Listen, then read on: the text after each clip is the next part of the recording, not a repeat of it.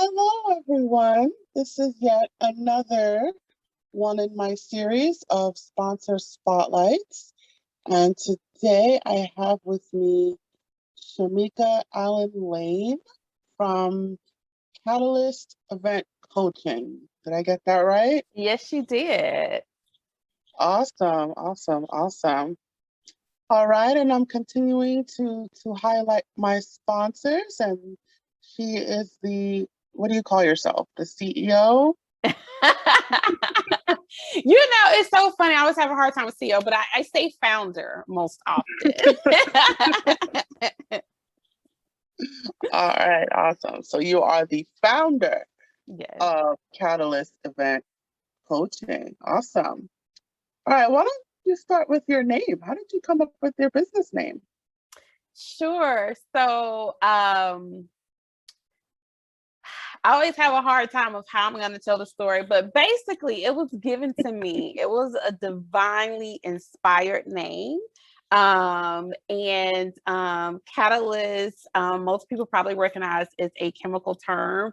And when it was given to me, it was something that I wanted to shy away from because I feel like it's used so much. Like I actually go to a spa called Catalyst. And I just see it so often. And so I was not excited to use it. However, given my background, I am formally educated as a chemist. And so when I started really thinking about everything with it, I was like, you know what? It actually fits me. I'm not upset about it. We're going to go with it because it is uniquely me. It's not something that I was doing because I thought was the end thing to do. So with catalyst being a chemical term, it's basically speeding up the process without changing the chemical properties. And so that's essentially what I feel my business does as well. So it's an ode to my chemistry background while also saying that in my business, I can be the catalyst for your events, the seamless, effective events.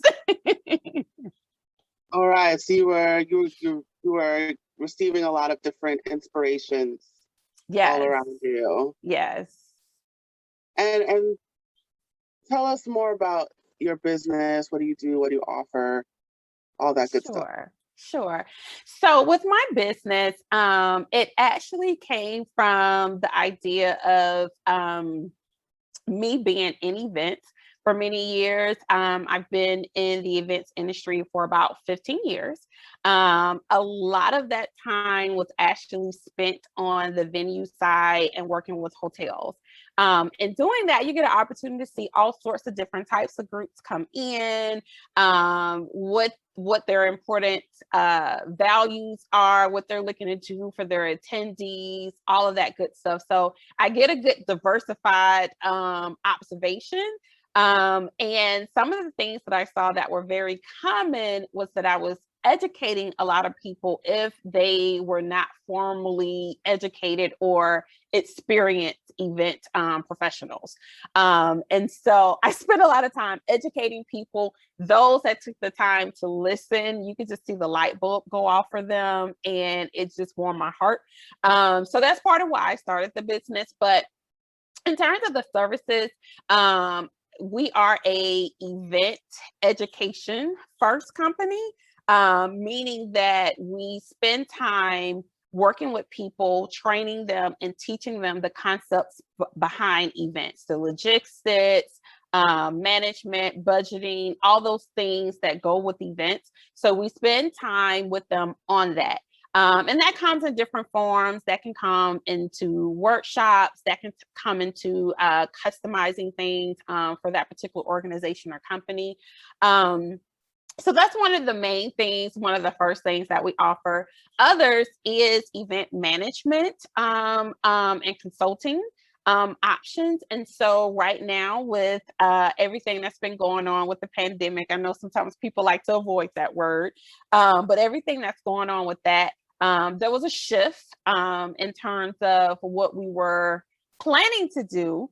And there has been a pretty big focus around events, digital events. So I have personally been working on a lot of digital events. That was not my forte before, but it is now. So I work with a lot of virtual events that I actually produce or help people to set up. I actually coach people around that as well. And same thing with in-person events. So managing that process. And then sometimes people have a skill set that they can do or their team can do, but maybe there's something missing from that skill set. Maybe they aren't the greatest at negotiating and knowing what they can put on the table and what they can't. So they might bring me in just to do that piece of it, and then they're good and smooth selling from there. So it's a wide range, but what I would say is the target, the main clients I work with is growing companies as well as nonprofits. At the end of the day, what I tell a lot of people is I help you execute your events at the intersection of profit and purpose. So that's the big takeaway. All right, all right. So when you say events, what type of events? So with the main clients that I work with, which is growing companies, so more corporate-based clients and nonprofits. So those events usually range. Sometimes there's a couple of sprinkles of others in there, but what usually happens in that arena is going to be conferences, it's going to be meetings, trainings, retreats, fundraising events. Those are the bulk of the types of events that I usually work with. But every now and then, there are some other sprinkles of things that come into play for those clients. So your area of expertise is more like professional events. Correct. Correct. So just to be clear, you don't do like personal events like birthday parties, weddings, things like that. So those types of things, usually they don't reach out for a service that's like mine. And so that's not a part of my typical events that I work with. I definitely don't manage those, but I help walk people through that if they need assistance with where do I go to get this type of vendor, you know, from a cost perspective, what's going to be the most cost effective thing for me to do. I can lend a helping hand around those things for that type of event. All right. So you do work with those events. You just haven't worked with a lot of them. Is that right? Right. So, because at the end of the day, a lot of what I do is around purpose and logistics.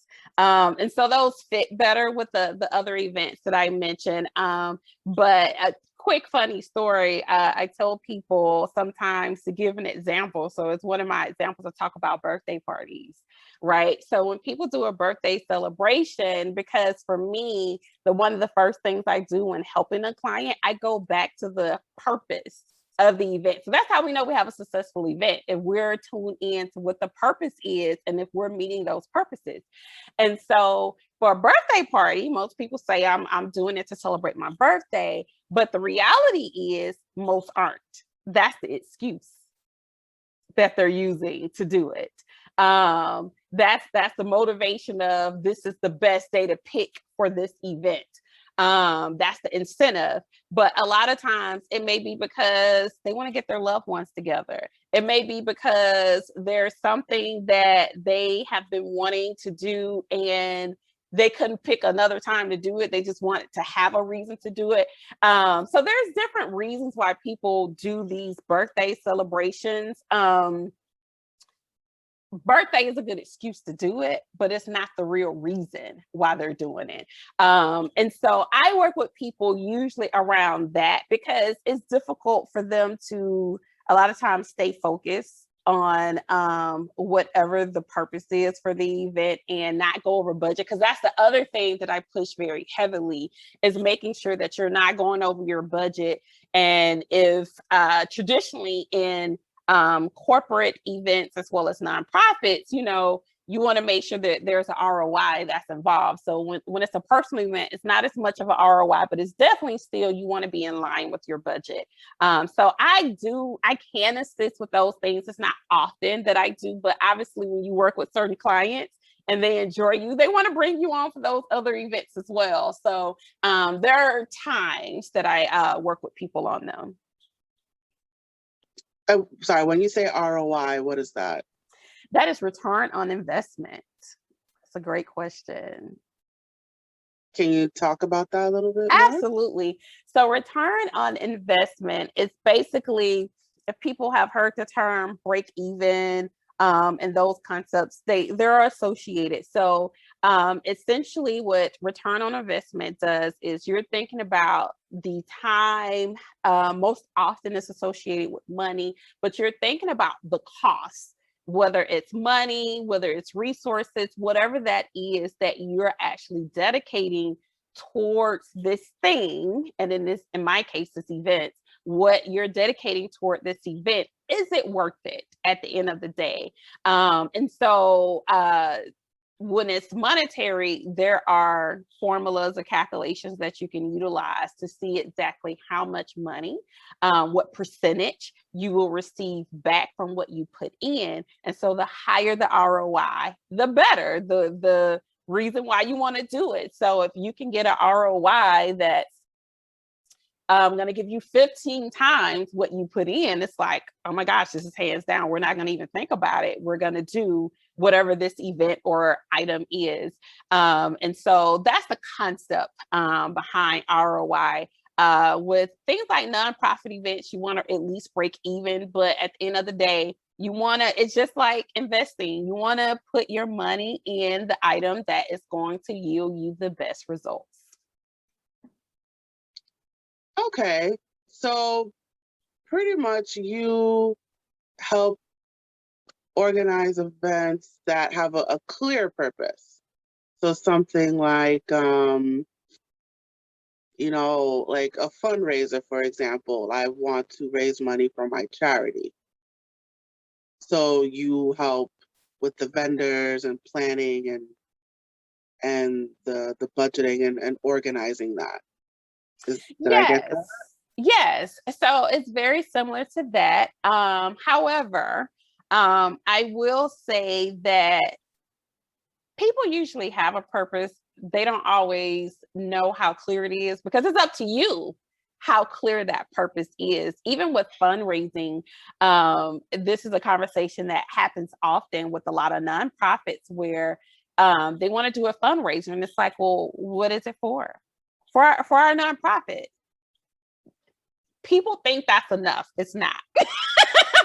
It's not enough. Even though it's a nonprofit, it's considered a charity. That is not enough.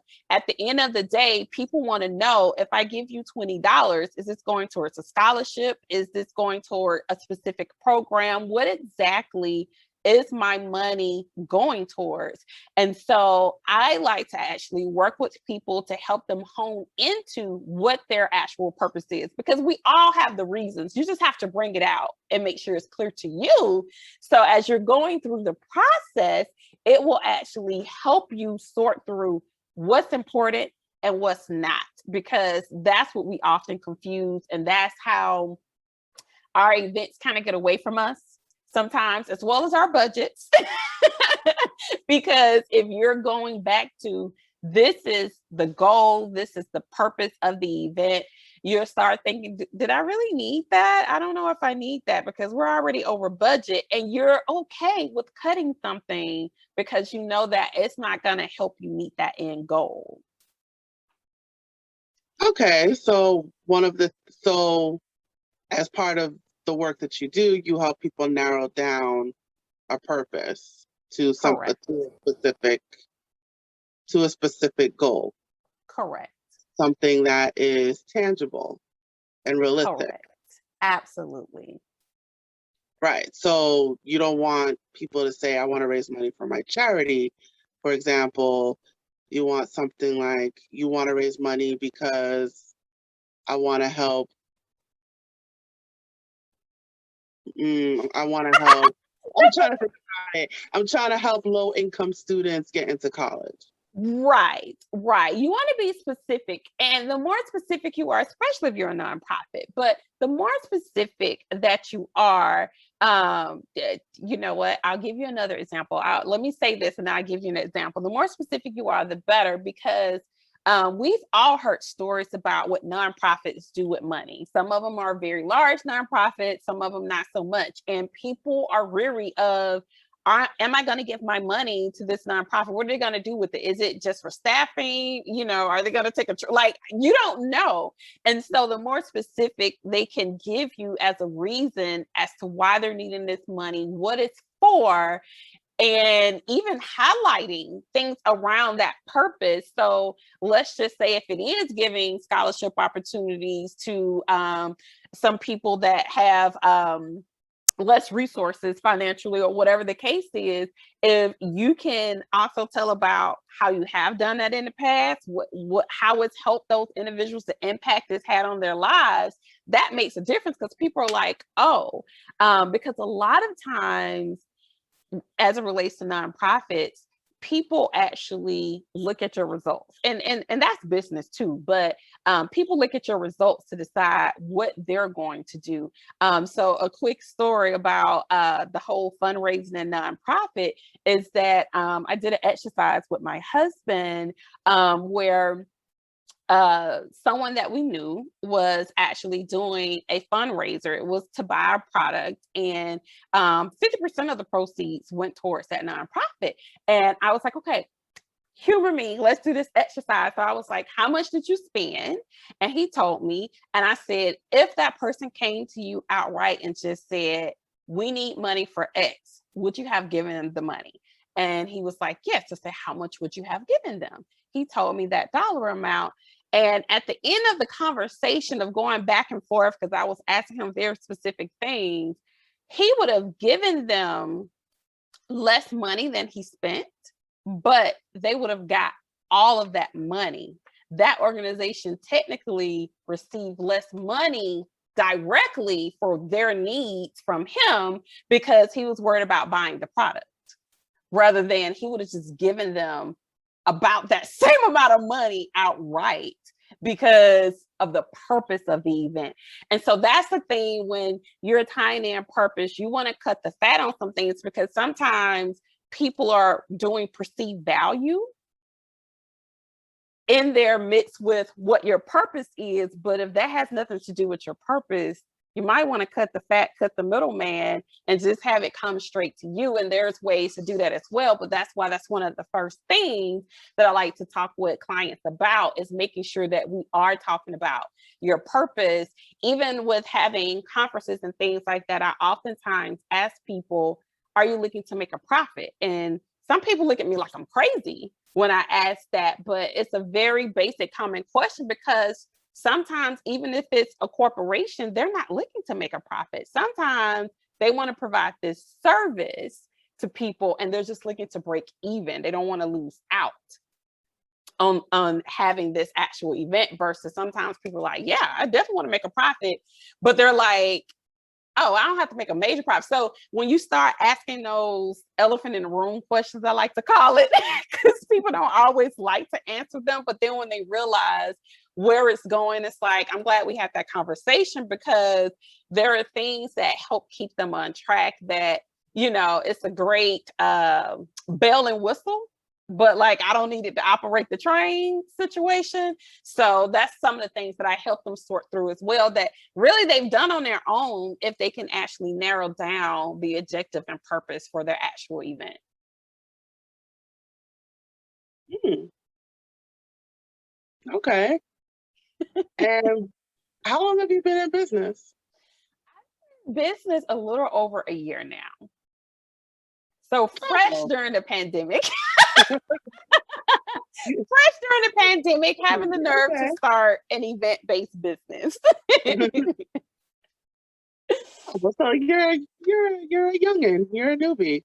So Yes, you started during the pandemic. You I launched during did. the pandemic. I did. I had things set up prior to the pandemic. And then the pandemic happened and I couldn't even go get my license. Like I got all of my incorporation things before the pandemic, but in terms of my business licenses and things like that, it happened during the actual pandemic. So yes, I am a newbie as far as business goes, but I am not new to business. I am a third generation entrepreneur. So it's in me, it's been in me for a long time.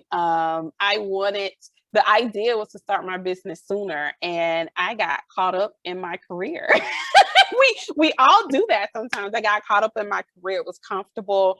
And I didn't go anywhere. And finally I took the leap and I did it and started my own company. But the interesting thing is, if I would have started my company when I originally thought that I might, it would have been a very different company. Oh, how so? Can you talk about that? When I originally started my business, because I do have a master's degree in hospitality management, I moved to Orlando. That's where I'm based out of. I moved to Orlando with the intent to go to graduate school as soon as I finished start my business. That was the goal. And so that business was going to be being a event planner and manager. So that was the goal. And I don't even know if I was going to be focused on corporate or not. Like when I think back on it now, I'm not sure because that was a long time ago. I'm not sure what I was looking to be focused on, but I was definitely going to be just outright event planner. And so now, because I've done years of training people, that focus has shifted, as well as working with a lot of my clients and educating them and seeing that light bulb moment for them happen. I'm like, okay, this is what I want to do. So that's why it has changed a good bit for me, because I've had a chance to um, see what more the needs are around people and events. Because one thing that I did notice that I didn't know back then is that right now, a lot of administrative professionals are actually doing the work of event planning. And it's not something that they're always trained to do. Some of them are very blessed where they catch on quickly and they can make anything happen. And so some of them do, but there are others where that's not necessarily the case.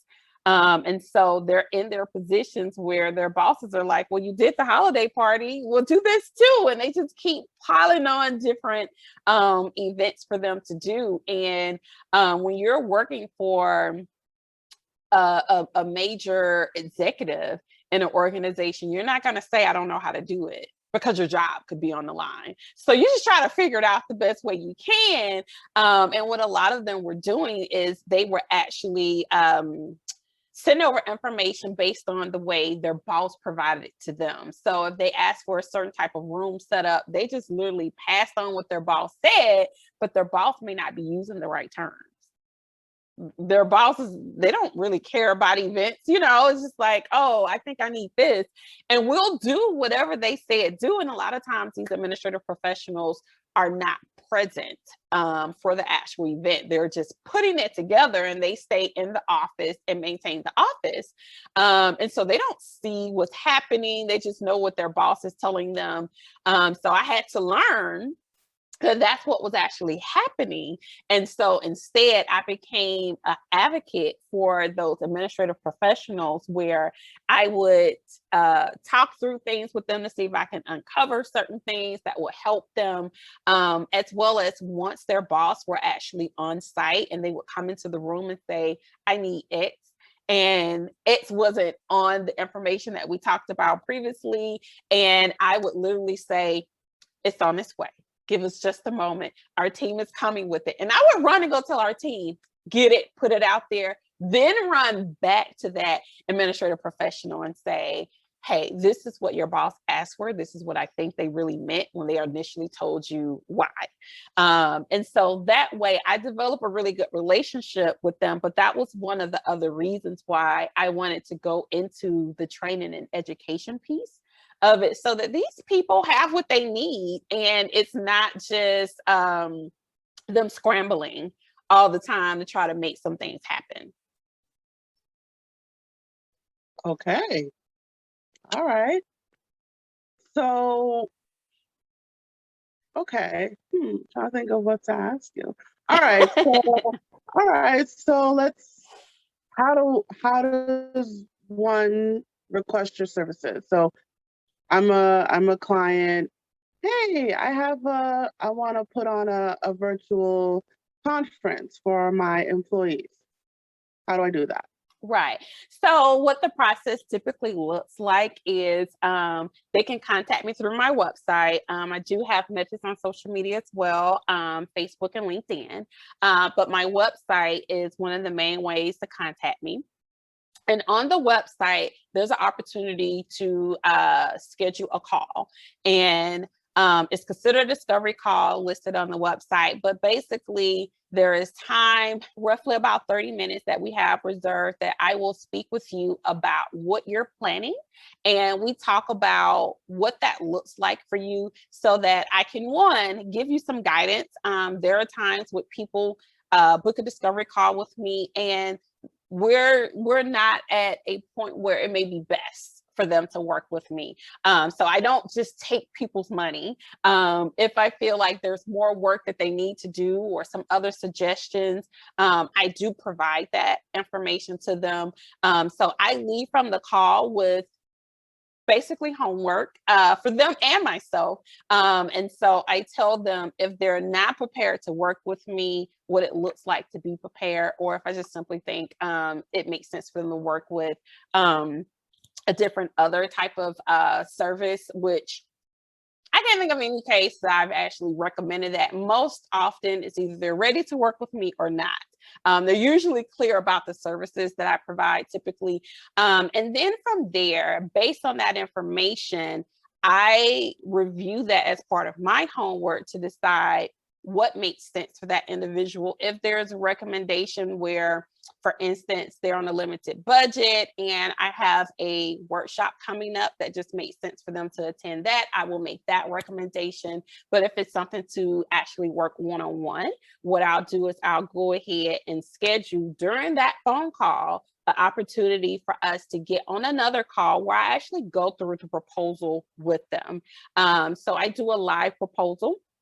I go over that information. So if they have any questions, they can ask those questions. I can explain everything as we're going through it based on my recommendations of what they've asked for.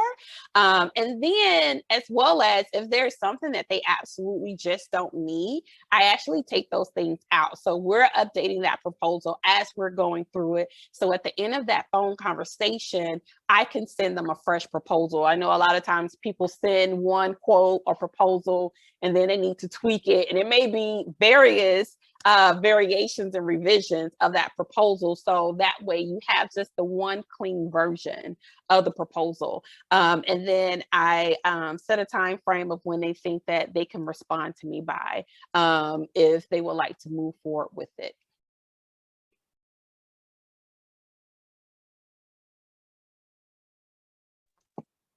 All right. All right. Ooh, ooh. All right. So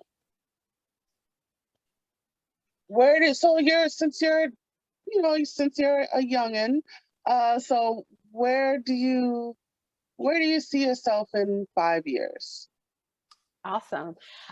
In 5 years, I see myself doing, of course, a lot busier because it won't be a pandemic. Like,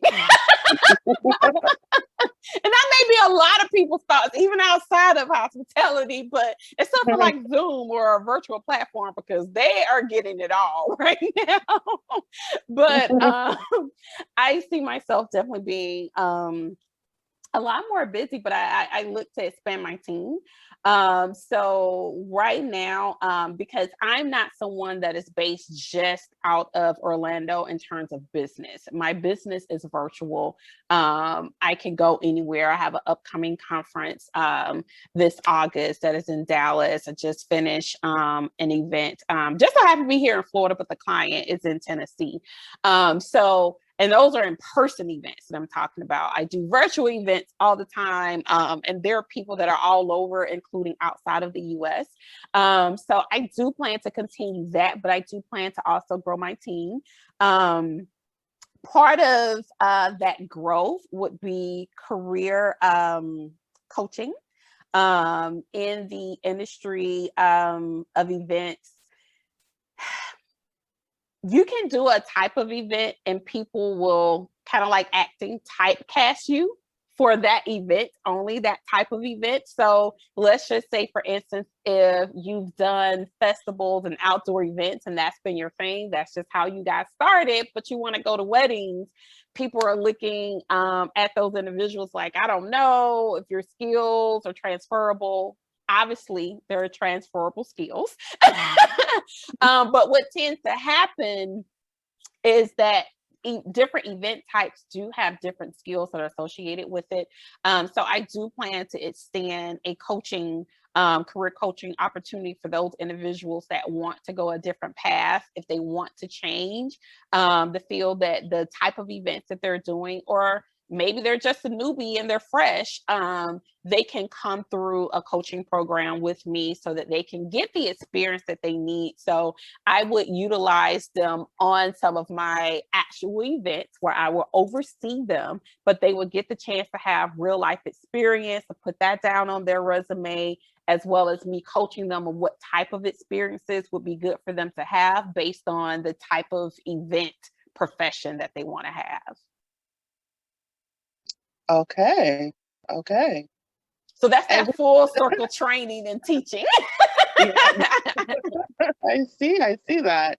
So just to go back to what you said earlier, do you, well, you're doing more virtual now because of the pandemic, but you were Right. doing in person before.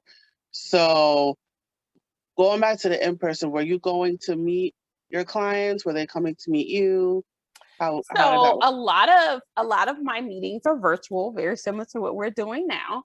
A Yeah. lot of my meetings with my clients are virtual. If it is a situation where I'm actually managing their event, so there are physical visits that usually come with that. For instance, if I'm doing a site visit for their venue, that is obviously something that I do in person, because you have to touch, smell, and feel everything, use all of your senses with that. So I actually do go in to do that. And a lot of times the client accompanies me during those visits, as well as on-site management that I do as well. So it depends on the package that they're getting. If it's a training situation and they want to have me in person, we'll just put that as a part of the proposal.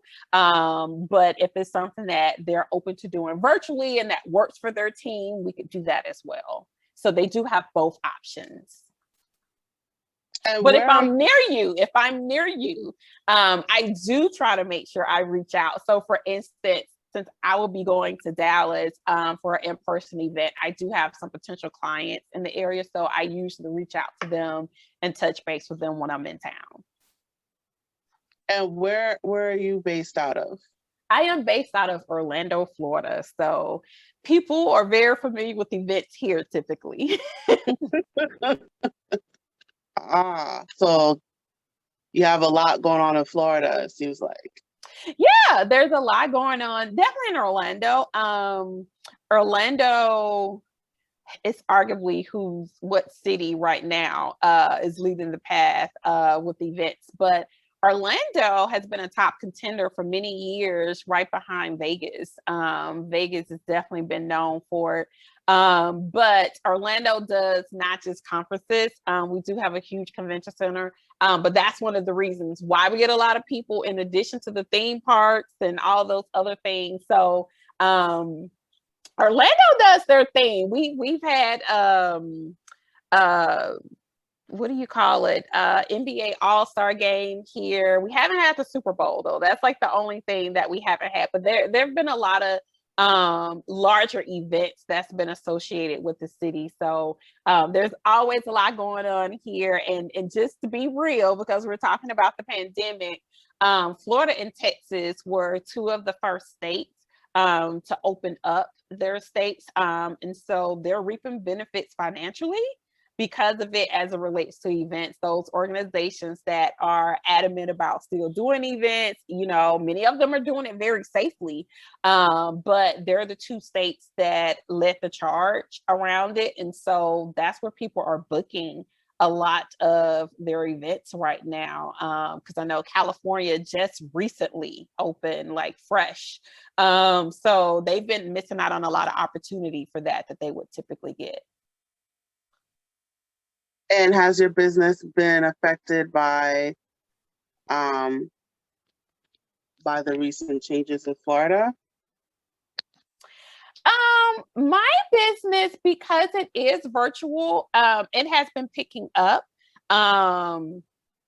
because it's all over. Now where people are going is Florida and Texas if they're doing an in-person event.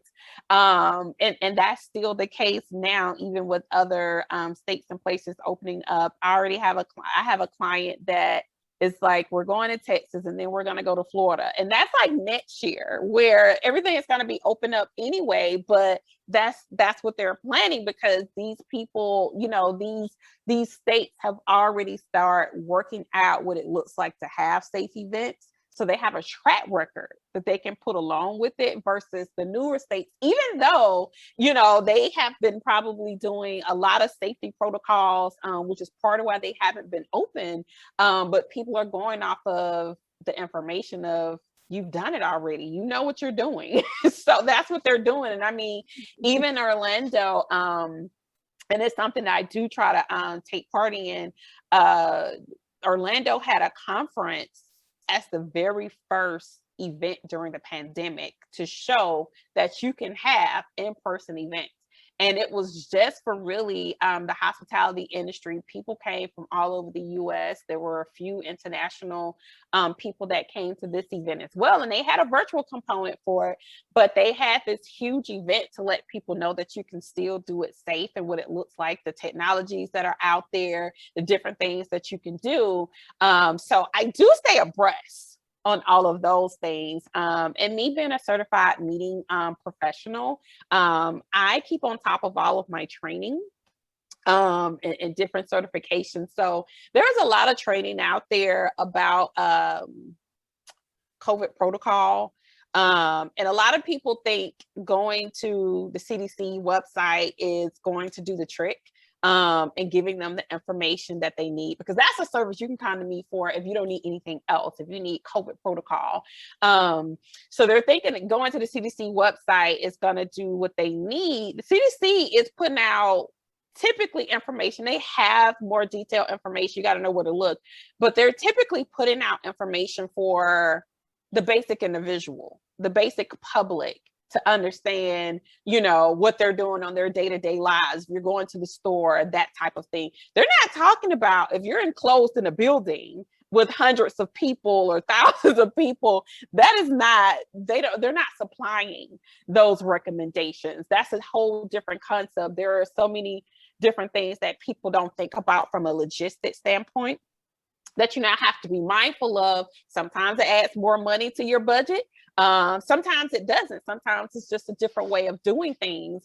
But that's a whole nother area that I feel like I have been dabbing in a little bit more with my business because of it. We'll see where everything lands with so many people getting vaccines and people having vaccine only events.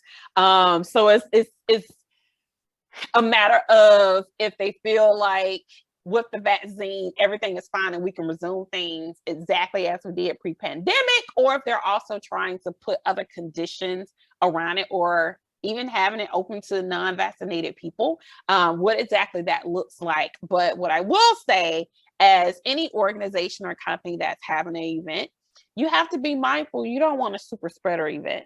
It is not going to look good on your organization or company for your reputation to be associated with a super spreader event. Definitely be mindful of those things and know when you need to take additional precautions. All right. And let's talk a little bit about like the real world future. So what do you think is going to happen with now that the country is starting to open back up? What do you think is going to happen to this virtual the virtual event space? Do you think it's going Sure. to increase, decrease, stay the same? What do you think is going to happen? Sure. It is going to stay. It's definitely not going away. It is going to stay.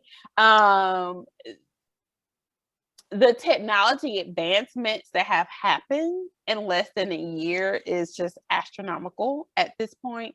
And what people are finding when you do a digital based event, it depends on what type of package and how you're doing it, but there are so many things that are trackable, that are tangible for you to see and decide if you're having an ROI. It helps you with your metrics.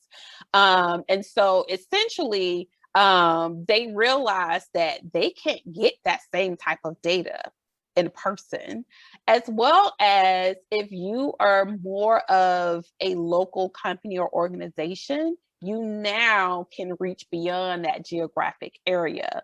You can actually have people in other countries or other states tune in, which is a huge opportunity for a lot of organizations that they had not considered before. So those two main points, there are others, but those two main points are reasons why it is going to be around. It is not going to completely go away. Now, what I will say, what's going to happen in the process is people are going to have to figure out how to incorporate this. Some organizations are saying everything is going to be hybrid. They're going to have an in-person component and a digital or virtual component. The thing about that is it's rare that you can concentrate on just one. You almost have to have separate teams or at least roles set aside for each of those experiences, because they're different experiences. Because if you let somebody be in person, they're the keynote, and all you do is have a camera recording it, it is not going to be the same experience for those that are watching it. And so let's just remember, they still want a good experience. They still want their money's worth. So you got to figure out how to balance that. Because it will take typically 2 teams, that is an additional cost that most people have not accounted for with it. So I think what's going to happen is people are going to, one, figure out how to get people on their team trained up to do some of this in-house so they don't have to outsource everything to keep their costs down. I think too, if this is a thing moving forward, which I think it is going to be, especially for a lot of companies and organizations, I think that just like anything in technology, it costs an arm and a leg when it comes out. And then as time goes on, they figure out ways to cut costs and make it a lower price point for their clients. I think the same thing is going to happen in events. And there's flexibility out there. We're using Zoom today, but there's a lot that people do with Zoom. Truth be told, Zoom integrates with a lot of platforms. A lot of these platforms don't have streaming capabilities, or that's not their wheelhouse of expertise. They may have better capabilities around exhibits and networking and things like that. And so things like Zoom is still going to be here to stay. And if you can leverage Zoom, you're going to cut down on your costs significantly if your team knows how to leverage that and knows what to do with it. But I definitely think it's going to be around to stay. And so I'm excited about what it's going to look like in the future. But I promise, me personally, I don't know about everybody else, I actually love the fact that I don't have to get a plane ticket and a hotel room for every event I want to go to, especially if it's like a 1 day event that's maybe 2 or 3 hours away and I don't have to drive those 2 or 3 hours. I can just plug in online and listen to the content that way. Yes, I love it. But it's going to change the overall look of events as well, because also with digital events, it's recommended to not have the same amount of time. So if you were doing a full day conference, you probably wouldn't do that the same amount of hours on the digital event. So people are going to learn to cut the fat of what's needed and think about the overall experience. So that's going to change a lot around it as well. Okay. All right. So as you can imagine, you're not the only one doing what you do. So you have some competition. So what sets you apart from the competition? So with my approach, it's a little bit different. Oddly, for the combination of services that I do, I don't know anyone that does this exact combination, which is good. I've seen it in other countries, but not necessarily here in the US. And so, what typically happens if you're training people in the US do courses. And they allow you to go at a self pace, but you don't usually have a lot of interaction with the instructor that started the course. So in my case, I'm able to customize something based on what you need. So it's tailored to the expertise of your team as well as the type of event that you're having. So that's one thing as far as the training is concerned. And then in regards to the actual management and consulting, as I mentioned, I'm very purpose and goal driven. So that's one of the things I definitely focus on and get my clients to hone in on, as well as making sure that those events are profitable. They're Black events. They're not in the red and going to be a financial drain to your company or organization. And that comes from a lot of analytical thinking with my background in chemistry. That's what I bring to the table with a lot of my management. I'm very logistical driven and analytical. And so that's not typically what the average event manager has. And something else I will add, because there's always confusion around this. There's a difference between an event professional that is a strategist or manager or planner. We go by many names. But there's a difference between a person that does management of events and logistics, as well as a person that designs events. So I think a lot of times people get that confused. Honestly, some people call themselves planners and they're designers. And just as a quick education on that, designers are those that come in and they can make your event look gorgeous. A lot of times, I don't want to just say theme, because the event managers can also work with theme, but they actually design the space to look like what it looks like. They will, we can still coordinate, a manager can still coordinate vendors to put that together, but typically these people do it themselves. They may outsource a few of those functions, but they do it themselves. They're more creatives than they are anything else, if that makes sense. And it's no knock to them, because they're great, and that is not my strength. But there is a difference between the two. And so a lot of them have picked up along the way some of the management skills to try to help out people, so that people didn't have to have more than one event professional working their event. But in terms of me, I would definitely say the analytical, logistical approach to focus on goals and objectives and staying in the Black. All right. Awesome. Awesome. All right. So we were coming to the end here. So, like I said in the beginning, you're an honorary sponsor of A Step Ahead.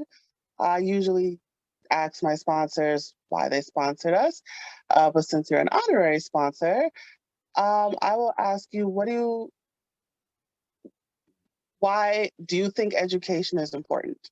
And if so, well, I don't want to lead you, but tell me when you hear the word education, what comes to mind? Well, for me, I come from a family of educators. So education has always been very important to me. And I actually believe it outside of the traditional sense. I have brothers and other family members that may not have gone to college per se, traditional four-year university. Maybe they've gone to a junior college or they took up a trade or things like that. I believe in getting training and enrichment. That's part of why my company does that first. That's what our focus is. I am an educator. I'm a hospitality instructor myself. So it's something I believe in. And I love when that light bulb moment happens when somebody just gets it.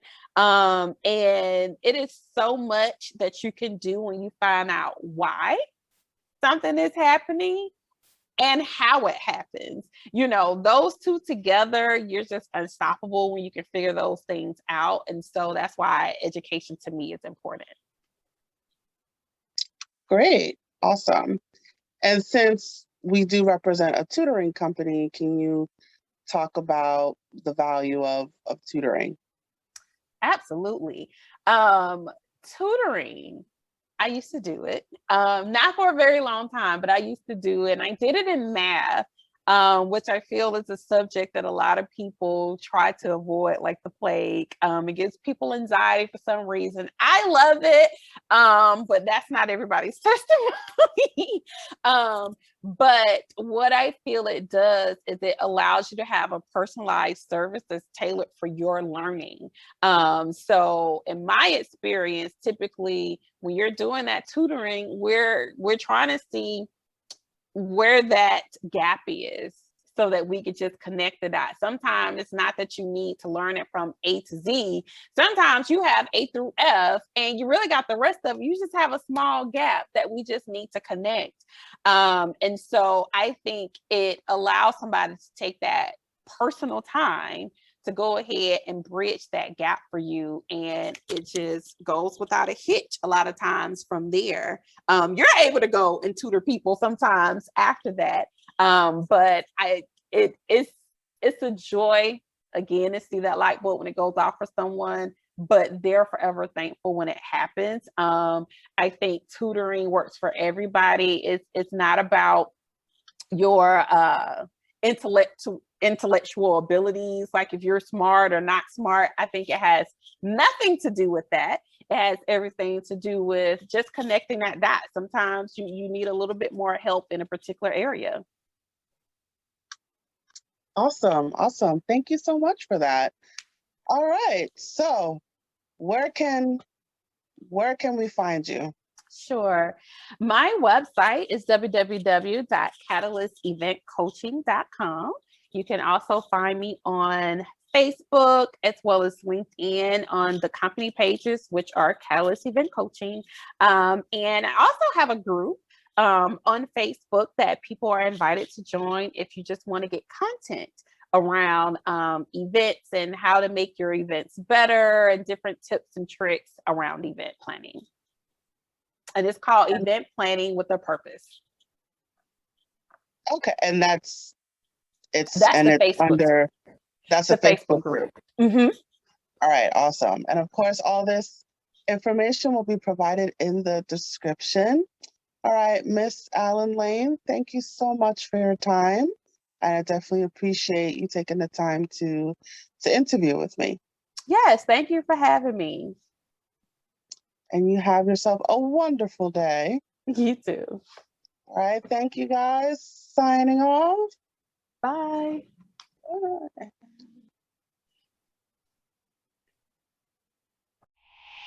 Bye.